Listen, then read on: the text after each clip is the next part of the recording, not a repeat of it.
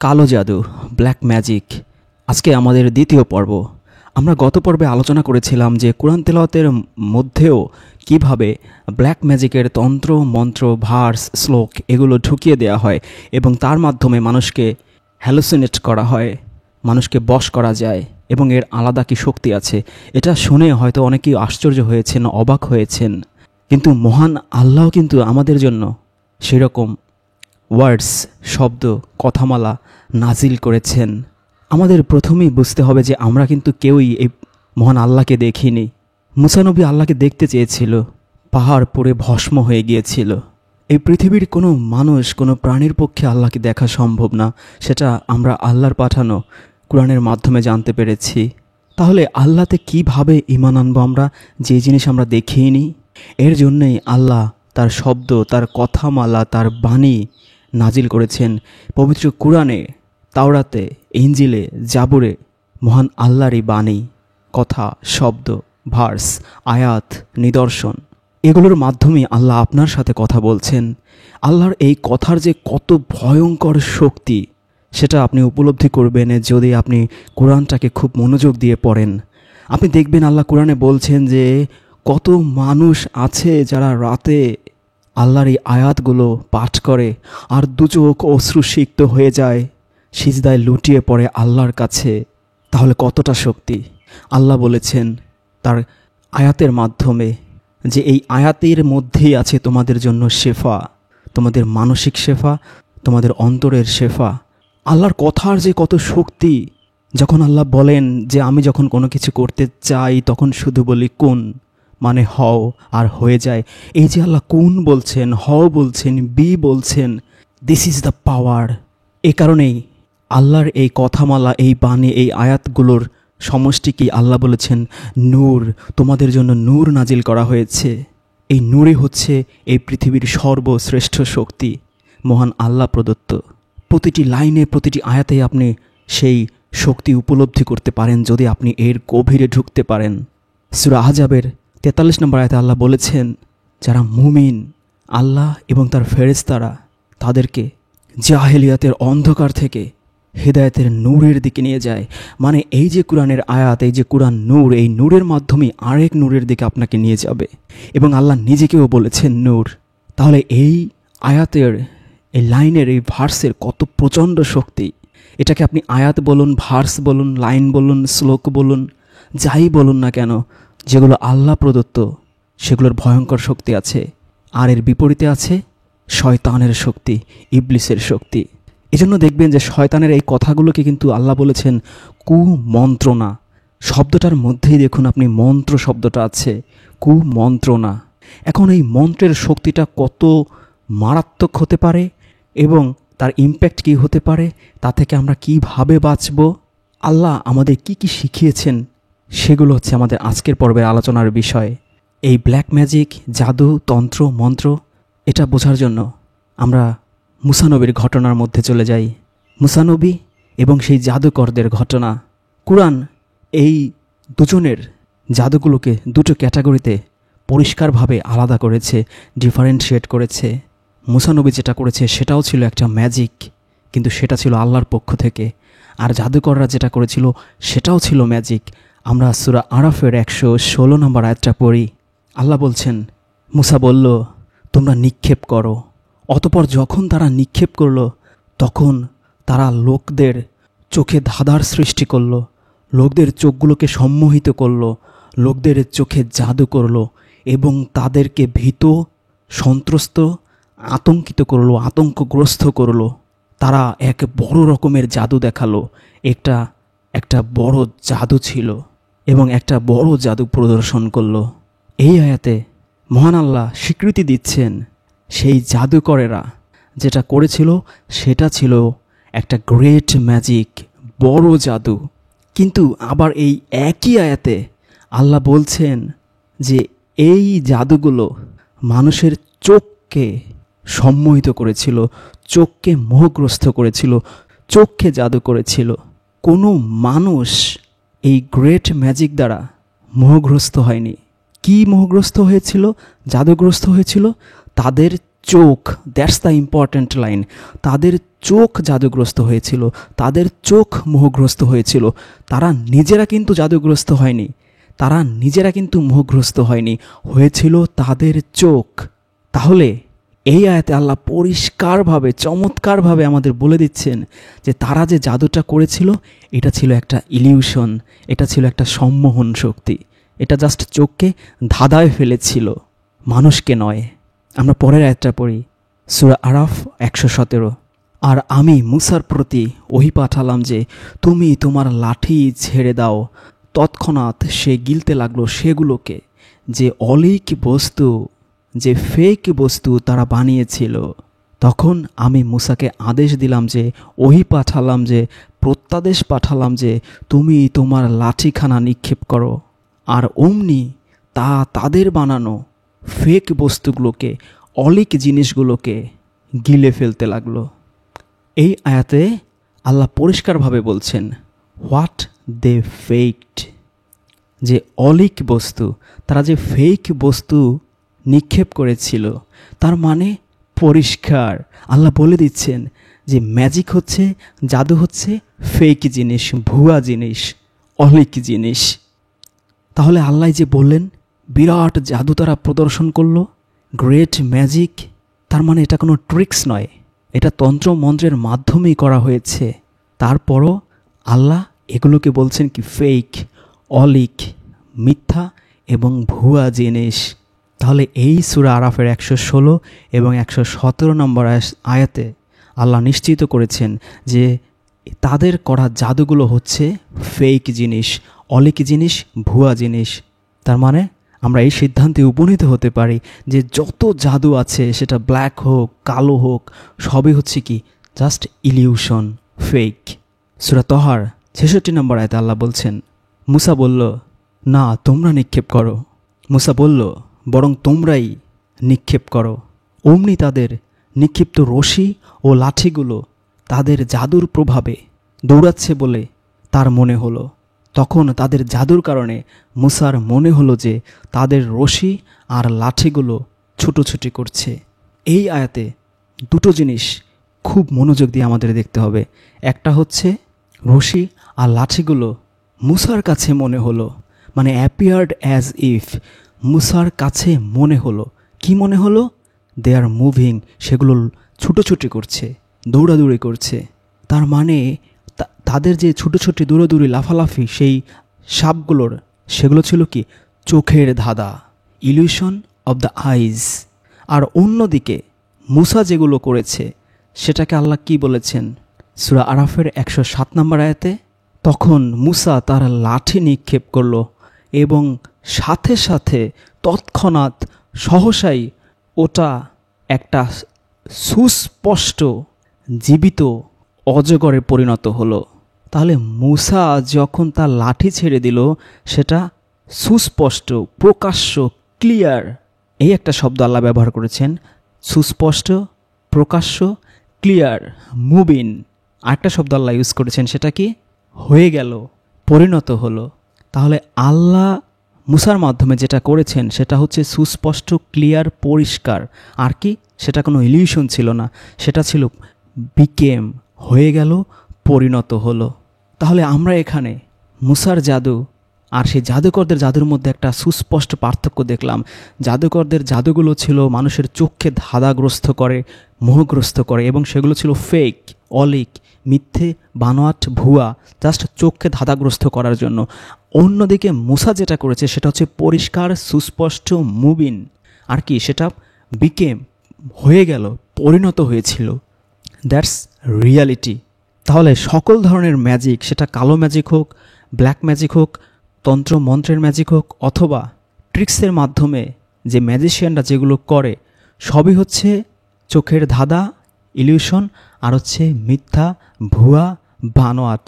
কিন্তু আমরা আবার যখন সূরা বাকারার 102 নম্বর আয়াত পড়ি, তখন কিন্তু আবার আরেক ধরনের কনসেপ্টের মধ্যে আমরা চলে যাই, যেখানে বলা হচ্ছে যে এই জাদু মানুষের ক্ষতি করতে পারে যদি আল্লাহ অনুমতি দেয়।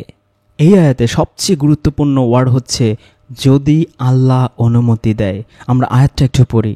এবং সুলাইমানের রাজত্বকালে শয়তানরা যা আবৃত্তি করত, যা পাঠ করত, তারা ওরই অনুসরণ করেছে এবং সুলাইমান কুফরি করেনি, অবিশ্বাস করেনি, কিন্তু শয়তানরাই কুফরি করেছে। তারা মানুষকে জাদু শেখাতো, জাদুবিদ্যা শেখাতো। আর ব্যাবিলনে দুই ফেরেশতা হারুত ও মারুতের কাছে যা নাজিল করা হয়েছিল, তারা তার প্রতিও ঝুঁকে পড়ল। অথচ ওই দুই ফেরেশতা কাউকে সেই জিনিস শেখানোর সময় আগেই বলে নিত, আসলে আমরা কিন্তু একটা পরীক্ষা, তাই আমাদের শেখানো জিনিস দ্বারা কুফরি করো না। তারপরও তারা তাদের কাছে থেকে এমন জিনিস শিখত যা দ্বারা স্বামী স্ত্রীর মধ্যে বিচ্ছেদ ঘটাতে পারত, যদিও তারা আল্লাহর হুকুম ছাড়া ওই জিনিস দ্বারা কোনো ক্ষতি করতে পারত না। যদিও তারা আল্লাহর হুকুম ছাড়া ওই জিনিস দ্বারা কোনো ক্ষতি করতে পারত না। তারা যা শিখত তাতে তাদের ক্ষতিই হতো, কোনো উপকার হতো না। তারা নিশ্চয়ই জানত যে যে ব্যক্তি এই জিনিস কিনবে, আয়ত্ত করবে, তার জন্য পরকালে কল্যাণের কোনো অংশ নেই।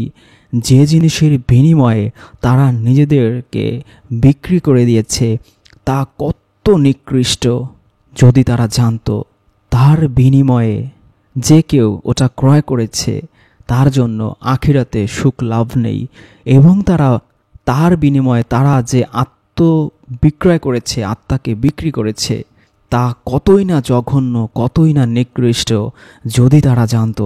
এই আয়াতে আমরা দেখলাম যে এই তন্ত্রমন্ত্র এগুলো আল্লাহ পাক নাজিল করেছিলেন দুই ফেরেশতার মাধ্যমে, এবং সেটা ছিল মানুষের জন্য পরীক্ষা, যে মানুষ এটাকে মিসইউজ করে কিনা, খারাপভাবে ব্যবহার করে কিনা। এখন অনেকেই কনফিউজড হয়ে যায় যে আল্লাহ এই জাদুর মাধ্যমে কেন মানুষকে পরীক্ষা করছে। আসলে আমরা পরীক্ষা জিনিসটাই গুলিয়ে ফেলি তখনই আমাদের এরকমটা মনে হয়। আল্লাহ পাক কিন্তু মানুষকে বিভিন্ন সাবজেক্টে পরীক্ষা করে। কাউকে রাষ্ট্রের ক্ষমতা দিয়ে রাষ্ট্রপ্রধান বানায়, রাজা বানায়, বাদশাহ বানায়। এইভাবে তাকে পরীক্ষা করে যে সে এই ক্ষমতা, এই বাদশাহী, এই রাজত্ব পেয়ে সে কি আল্লাহর পথে চলে না ইবলিশের পথে চলে, সে কি ন্যায়ের পথে চলে, ইনসাফের পথে চলে, সৎ পথে চলে, নাকি অন্যায়ের পথে চলে, জুলুমের পথে চলে। আবার কাউকে খুব সুন্দর বানায়, কাউকে অনেক জ্ঞান, বিদ্যা, বুদ্ধি দিয়ে সেইভাবে পরীক্ষা করে, কাউকে অনেক অর্থ সম্পদ দিয়ে পরীক্ষা করে, কাউকে কম অর্থ সম্পদ দিয়ে পরীক্ষা করে, কাউকে অনেক ধনীর ঘরে পাঠিয়ে পরীক্ষা নেয়, কাউকে অনেক গরিবের ঘরে পাঠিয়ে পরীক্ষা নেয়। এইভাবে আল্লাহ প্রত্যেকটা মানুষকেই বিভিন্নভাবেই পরীক্ষা নিচ্ছেন। আল্লাহ তো বলেছেন কুরআনে যে মানুষ কি মনে করেছে যে আমরা আল্লাহর প্রতি ঈমান এনেছি বললেই তাদেরকে ছেড়ে দেওয়া হবে, অথচ তাদের পরীক্ষা নেওয়া হবে না। তাহলে একে এক ধরনের মানুষকে আল্লাহ একে একভাবে বিভিন্ন সাবজেক্টের পরীক্ষা এই পৃথিবীতে নিয়ে তার ঈমানটাকে পরিপূর্ণভাবে যাচাই করেন, এবং সারা জীবনে সে মহান আল্লাহর পথে চলে কিনা, ন্যায়ের পথে অবিচল থাকে কিনা, সেটার পরীক্ষাই নেওয়া হয়। এবং এই সৎকর্মের মাধ্যমে কে উত্তম আর কে নিকৃষ্ট, যেমনটা আল্লাহ সূরা মুলুকে বলেছেন যে মানুষকে সৃষ্টি করেছেন এই পরীক্ষার জন্য। আল্লাযী খলাকাল মাউতা ওয়াল হায়াতা লিয়াবলুয়াকুম আইয়ুকুম আহসানু আমালা, যে কে আহসানু আমালা করে সেটা পরীক্ষার জন্য আল্লাহ হায়াত আর মৌত, জন্ম এবং মৃত্যু সৃষ্টি করেছেন। তাহলে বিভিন্ন মানুষ আমরা পৃথিবীতে বিভিন্ন ধরনের পরীক্ষা দিচ্ছি। আরও নতুন একটা ক্যাটাগরি না হয় আল্লাহ যোগী করলো, সেটা হচ্ছে জাদুর পরীক্ষা। এই জাদু, এই একটা শক্তি, যেমন রাষ্ট্র ক্ষমতার শক্তি কাউকে দিল, ধন সম্পদের ক্ষমতার শক্তি কাউকে দিল, কাউকে অনেক অঢেল সম্পদ দিল, এইভাবে সে তার আল্লাহ পরীক্ষা নিচ্ছেন। ঠিক তেমনি কাউকে জাদুর শক্তি, ক্ষমতা তাকে দিল, তারপর আল্লাহ তাকে ওইভাবে পরীক্ষা করছেন যে সে এটাকে ভালো কাজে ইউজ করে না খারাপ কাজে মানুষের ক্ষতি করার জন্য ইউজ করে। এবং এই আয়াতে সবচেয়ে যেটা গুরুত্বপূর্ণ লাইন সেটা হচ্ছে তারা কারোই কোনো ক্ষতি করতে পারবে না যদি আল্লাহ অনুমতি না দেয়, যদি আল্লাহ পারমিশন না দেয়। তাহলে এই ম্যাজিক কিভাবে কাজ করে? এটা হচ্ছে ইলিউশন, চোখের ধাঁধা, আর হচ্ছে ফেক, বানোয়াট। তাহলে এটা মানুষকে কিভাবে ক্ষতি করে এবং আল্লাহ কাকে কাকে পারমিশন দেন এই জাদুর মাধ্যমে অন্যের ক্ষতি করার, কখন কখন দেন?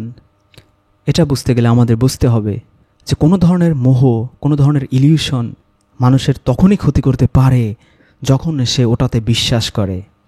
কারণ আমরা এর আগের পর্বে আলোচনা করেছি মানুষের আত্মা, নফস 3 প্রকারের থাকে। ঠিক তেমনি মাইন্ডও 3 প্রকারের থাকে, একটা কনসাস, একটা সাবকনসাস, একটা আনকনসাস। সচেতন মন, অবচেতন মন, আর একটা হচ্ছে অচেতন। যখন সে সচেতন থাকে, চেতন থাকে পুরোপুরি, সে সব কিছু ক্লিয়ার। যেমন এখন আপনি আমার কথা শুনছেন, আপনি এখন সচেতন পুরোপুরি, কনসাস। আরেকটা হচ্ছে যখন আপনি আনকনসাস হয়ে যাবেন, অজ্ঞান হয়ে পড়লেন বা ঘুমিয়ে পড়লেন। আরেকটা হচ্ছে সাবকনসাস, ঘুমের মধ্যেও কিন্তু আপনি সাবকনসাস মন আপনার কাজ করতেই থাকে। এজন্যই কিন্তু ঘুমের মধ্যে আপনার সাবকনসাস মন আপনাকে অনেক কিছু স্বপ্ন দেখায়।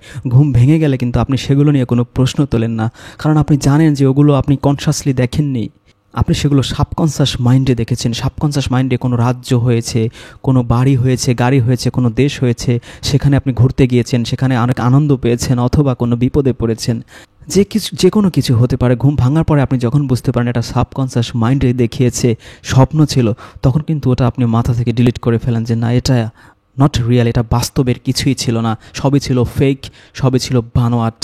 আমি আসলে ওখানে যে ব্যথা পেয়েছিলাম, কষ্ট পেয়েছিলাম, এগুলো বানোয়াট ছিল। আমি আসলে প্রকৃতপক্ষে কোনো ব্যথা বা কষ্ট পাইনি। অথবা ওখানে যে আমি আনন্দ উপভোগ করেছি, সেগুলো সবই ছিল বানোয়াট, ফেক। ওখানে আমি ছিলামই না, আমি আমার বিছানার খাটের উপরেই ছিলাম।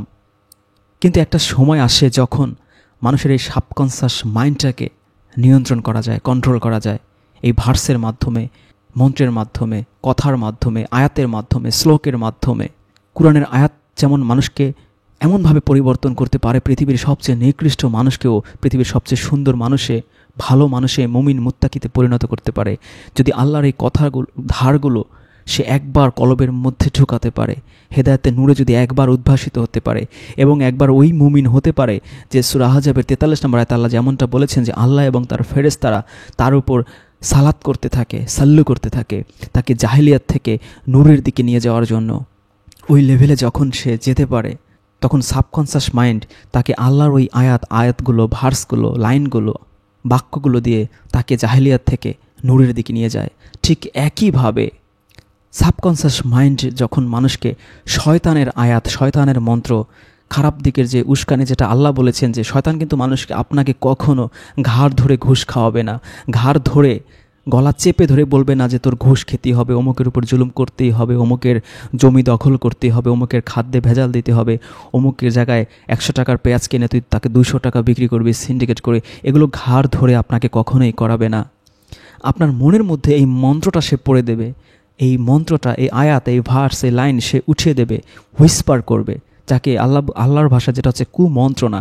এই মন্ত্রটা আপনার মনের মধ্যে সে শুধু পড়বে, আপনার সাবকনসাস মাইন্ডে পড়তেই থাকবে, পড়তেই থাকবে। যখনই আপনি বিশ্বাস করবেন, তখনই আপনি ট্রাপে পড়ে যাবেন। ধরুন একজন আপনার প্রচণ্ড ক্ষতি করেছিল, আপনার জীবনকে দুর্বিষহ বানিয়ে দিয়েছিল।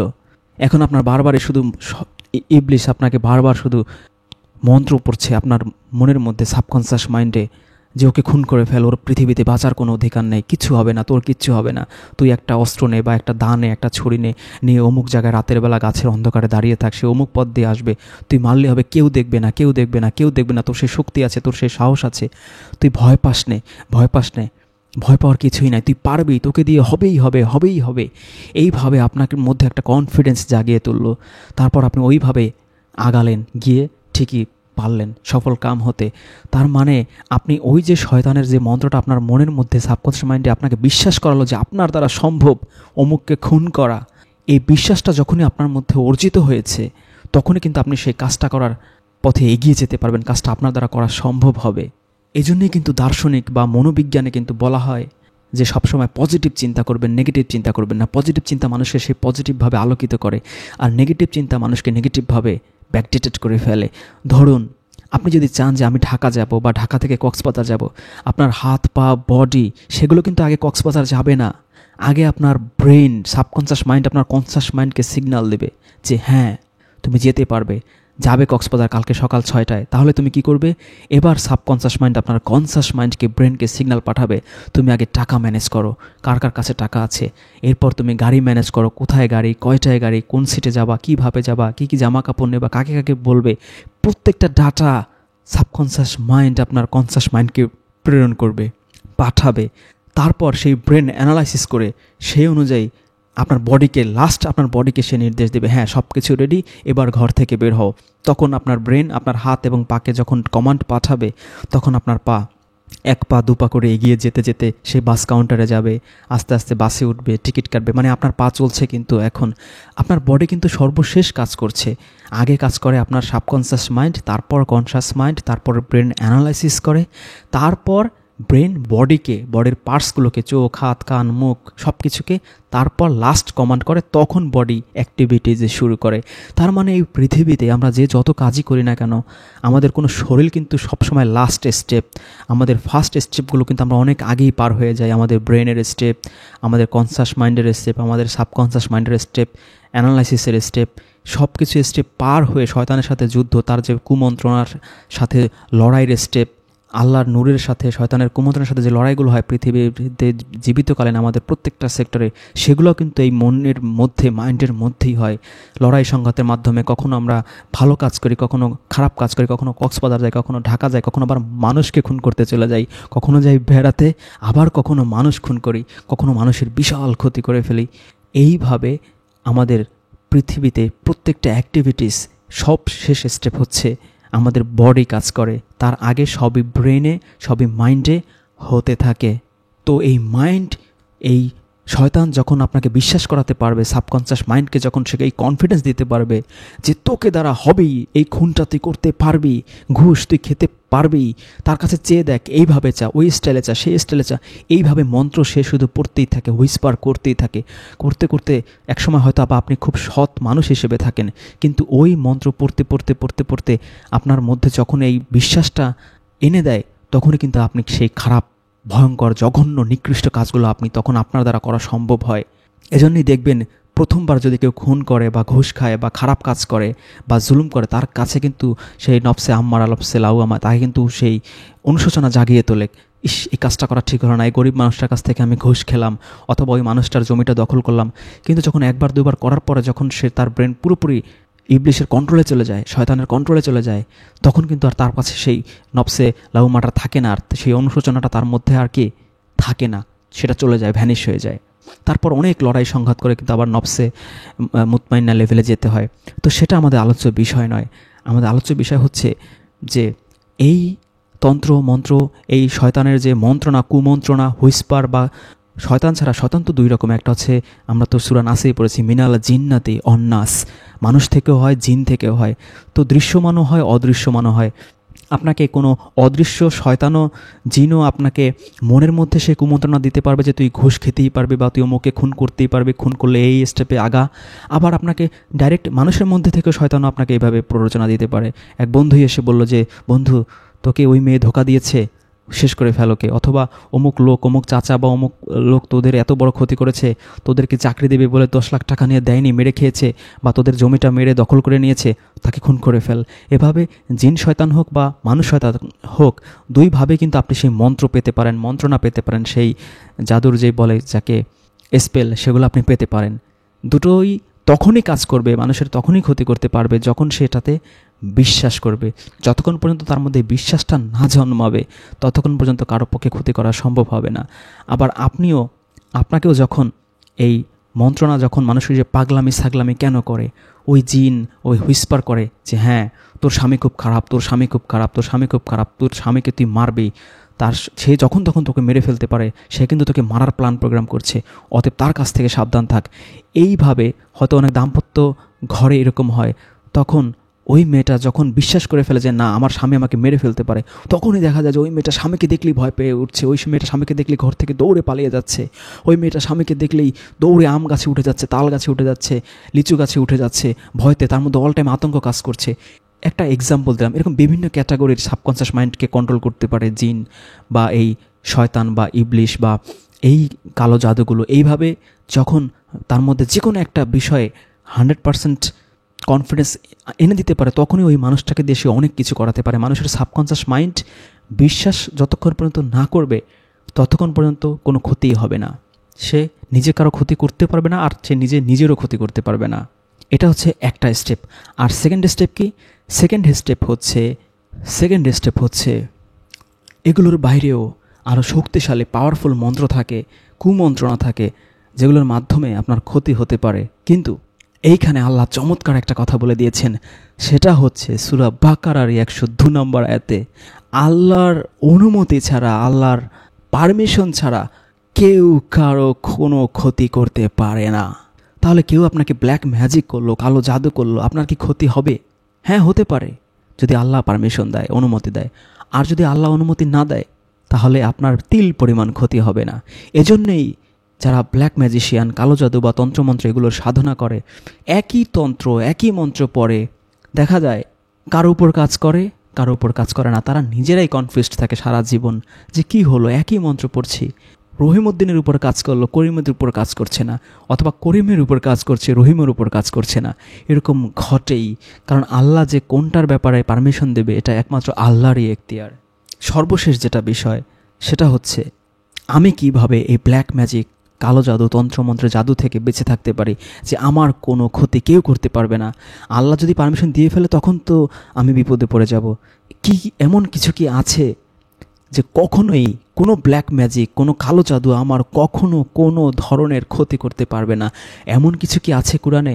অবশ্যই আছে। 58 নম্বর সূরা মুজাদিলার 10 নম্বর আয়াতে আল্লাহ বলেছেন, গোপন পরামর্শ তো হলো মুমিনরা যাতে দুঃখ পায় সে উদ্দেশ্যে কৃত শয়তানের কুমন্ত্রণা মাত্র। গোপন পরামর্শ তো হলো মুমিনরা যাতে দুঃখ পায় সে উদ্দেশ্যে কৃত শয়তানের কুমন্ত্রণা মাত্র। আর আল্লাহর অনুমতি ছাড়া সে তাদের সামান্যতম ক্ষতি সাধনেও সক্ষম নয়। মুমিনদের কর্তব্য হলো আল্লাহর উপর নির্ভর করা। মুমিনদের কর্তব্য হলো একমাত্র আল্লাহরই উপর ভরসা করা। অতএব আল্লাহর উপরই মুমিনরা যেন তাওয়াক্কুল করে, আল্লাহর উপরই মুমিনরা যেন ভরসা করে। সূরা মুজাদিলা আয়াত 10, সূরা হিজর আয়াত 42। নিশ্চয়ই আমার বান্দাদের উপর তোমার কোনো ক্ষমতা নেই, তবে পথভ্রষ্টরা ছাড়া যারা তোমাকে অনুসরণ করেছে। সূরা নাহল আয়াত 99। তার কোনো আধিপত্য নেই তাদের উপর যারা ঈমান আনে ও তাদের রবের উপরই ভরসা করে, নির্ভর করে। তাহলে এই 3টা আয়াতে আমরা পরিষ্কার যে শয়তানের যে সূরা মুজাদিলার 10 নম্বর আয়াতে আল্লাহ বলছেন যে শয়তানের যে কুমন্ত্রণা দেয় বা কোনো কিছু দেয়, এতে কারো কোনো ধরনের ক্ষতি সে করতে পারে না যতক্ষণ আল্লাহ পারমিশন দেয় না দেয়। 1 নাম্বার 2, যারা আল্লাহর উপর ভরসা করে, আল্লাহর উপর তাওয়াক্কুল করে, আল্লাহর উপর নির্ভর করে, তাদের উপর শয়তানের কোনো ক্ষমতা নেই। সেই শয়তানের হুইসপার হোক, কালো জাদুক হোক, ব্ল্যাক ম্যাজিক হোক। আর শয়তান বলতে সে মানুষ শয়তান হোক বা জিন শয়তান হোক, মানে মিনাল জিন্নাতি ওয়ান্নাস, যেই হোক না কেন, আপনি যদি মহান আল্লাহর উপরে পরিপূর্ণ ঈমান আনেন, এখানেই তো সমস্যা। আল্লাহ পাক কিন্তু সূরা ইউসুফের 106 নম্বর আয়াতে বলেছেন, অধিকাংশ মানুষই আল্লাহর উপর ঈমান আনে, সেই সাথে সাথে তার সাথে শিরক করে। আরেক সূরায় আল্লাহ বলেছেন, আল্লাহ সব গুনাহ ক্ষমা করে দেবেন কিন্তু শিরকের গুনাহ ক্ষমা করবেন না। তাহলে আল্লাহর উপর ঈমান আনবেন, সাথে সাথে শিরক করবেন, সূরা ইউসুফের 106 নম্বর আয়াতের মতো। তাহলে তো আল্লাহর উপর কেমন ঈমান আনা হলো? শিরকি ঈমান আনা হলো। একে কোরআনের ভাষায় বলা হয়েছে মুশরিক। তাহলে আপনি তো মুশরিক হলে এই সুবিধাটা পাবেন না। আপনাকে হতে হবে লা শারিকা আল্লাহ। সচরাচর গদ বাঁধা ওয়াজ মাহফিলে হুজুররা আপনাকে যেইভাবে শেখাবে সেই রকম মুমিন মুসলিম হলে আপনার কাজ হবে না। কোন ধরনের মুসলিম, কোন ধরনের মুমিন মুত্তাকি আপনি হবেন, এটা আপনি মুত্তাকি কি, কেন, কিভাবে, এই ভিডিওটা দেখলে পরিপূর্ণভাবে বুঝতে পারবেন। ওই লেভেলের ইমানদার যদি আপনি হতে পারেন এবং আপনার লাইফকে ডেডিকেট করতে পারেন যে আমি ওই লেভেলের মুত্তাকি হব, তখন আপনি পরিপূর্ণ লা শারিক আল্লাহ হতে পারবেন। এবং আল্লাহ ছাড়া পৃথিবীর কারো উপরে আপনি ভরসা করতে পারবেন না। এটা হচ্ছে সেই সাইকোলজির ভাষায় মহান আল্লাহর মেন্টাল পাওয়ার দেওয়া আপনাকে, যে কোনো কাজে তুমি যাই করো না কেন সবসময় তাওয়াক্কালতু ইলাল্লাহ, আল্লাহর উপরে তুমি ভরসা করবে, নির্ভর করবে। আল্লাহর উপর ভরসা যদি আপনার থাকে, নির্ভর থাকে যে আল্লাহ ছাড়া কেউ আমার কোনো ক্ষতি করতে পারবে না। আর হচ্ছে মুত্তাকি হওয়ার জন্য, মুমিন মুত্তাকি হওয়ার জন্য, পরিপূর্ণ লা শারিক আল্লাহর এই পথে চলার জন্য যেই পদ্ধতিগুলো অনুসরণ করতে হয়, আপনি সেই মুত্তাকির ভিডিওটা দেখে সেইভাবে যদি চলতে পারেন, ইনশাআল্লাহ আল্লাহ আপনাকে গ্যারান্টি দিচ্ছেন কোনো তন্ত্র মন্ত্র জাদু আপনার উপর কোনো কাজই করবে না। গ্যারান্টি দিচ্ছেন কোথায়?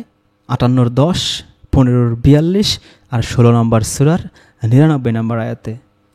সূরা বাকারার 102 নম্বর আয়াতে আল্লাহ বলছেন, যত ধরনের ব্ল্যাক ম্যাজিক, কালো জাদু, তন্ত্রমন্ত্র যা কিছু আছে সবই হচ্ছে এই শয়তানের শক্তি, শয়তানের পাওয়ার, শয়তানের এনার্জি। কারণ আল্লাহ তার বান্দার উপর কখনো জুলুম করেন না। আর এ থেকে বেঁচে থাকার জন্য সবসময় আল্লাহর উপর ভরসা করবেন আর রব্বি আউযু বিকা মিন হামাজাতিশ শায়াতিন, আল্লাহর কাছে আশ্রয় চাইবেন। সবশেষ 113 নম্বর সূরার নাসের 113 নম্বর সূরা ফালাকের 4 নম্বর আয়াতে আল্লাহ বলছেন, যারা গিরায় ফুৎকার করে। তাহলে এখানে আমরা দেখলাম যে গিরায় যে ফু দেয়া, তন্ত্রমন্ত্র পরে ফু দেয়া, এটা এক ধরনের ব্ল্যাক ম্যাজিক, সেই প্রাচীনকাল থেকেই ছিল। এর মাধ্যমে এখনও করা হয়। যদি এরকম করাও হয় তাও আপনার কোনো ভয় নেই, কারণ 58-10, 15-42, 16-99 অনুযায়ী আপনার কোনো ক্ষতি কেউ করতে পারবে না। মহান আল্লাহ আমাদেরকে মহান আল্লাহ প্রেরিত নাজিলকৃত নূর, তার শ্লোক, তার আয়াত, তার ভার্স, তার মন্ত্র, তার তন্ত্র, পৃথিবীর সবচেয়ে শক্তিশালী মন্ত্র, সবচেয়ে শক্তিশালী তন্ত্র, সবচেয়ে শক্তিশালী লাইন, ভার্স, আয়াত, সমৃদ্ধ হেদায়েতের নূর, লাইট, ঐশী গ্রন্থ, আসমানি কিতাবকে আঁকড়ে ধরার তৌফিক দান করুক। আল্লাহর উপর পরিপূর্ণ ভরসা করার, তাওয়াক্কুল করার মানসিকতা দান করুক। এবং আল্লাহর সাথে যেন আমরা কোনো কিছুকে শরিক না করি। লা শরিক আল্লাহ হয়ে সূরা ইউসুফের 106 নম্বর আয়াতের ক্যাটাগরিতে না পড়ে যেন শুধুমাত্র এই ঐশী গ্রন্থকে আঁকড়ে ধরে এবং এই ঐশী গ্রন্থের মাধ্যমে জীবনকে সাজিয়ে মুত্তাকি হওয়ার অভিযাত্রায় নিজের জীবনকে উৎসর্গ করতে পারি। তাহলেই আমাদের জীবনটা হবে সুন্দর, আলোকময় এবং কোনো ধরনের ব্ল্যাক ম্যাজিক, কালো ম্যাজিক, কোনো শয়তান, জাদু, টোনা, বান টান কোনো কিছুই আমাদের তখন ক্ষতি করতে পারবে না। কারণ তখন আমরা সবসময় মহান আল্লাহর আশ্রয়ে থাকব। আর যারা শুধু শুধু হৃদয় থেকে নয়, মন থেকে নয়, সেই জাদুকরদের মতোই, সেই ম্যাজিশিয়ানদের মতোই আল্লাহর এই ঐশী গ্রন্থের আয়াতগুলোকে শুধু মন্ত্রের মতোই ব্যবহার করে, কখনো হৃদয় দিয়ে উপলব্ধি করার চেষ্টা করে না এবং এগুলো দিয়ে জীবনও সাজায় না, তাদের মতো পথভ্রষ্ট হওয়া থেকে যেন আল্লাহ আমাদের বাঁচিয়ে রাখে, হেফাজত করে, সেই প্রার্থনাও হৃদয়ের অন্তরের অন্তঃস্থল থেকে আমরা আল্লাহর কাছে করি। আলহামদুলিল্লাহি রাব্বিল আলামিন।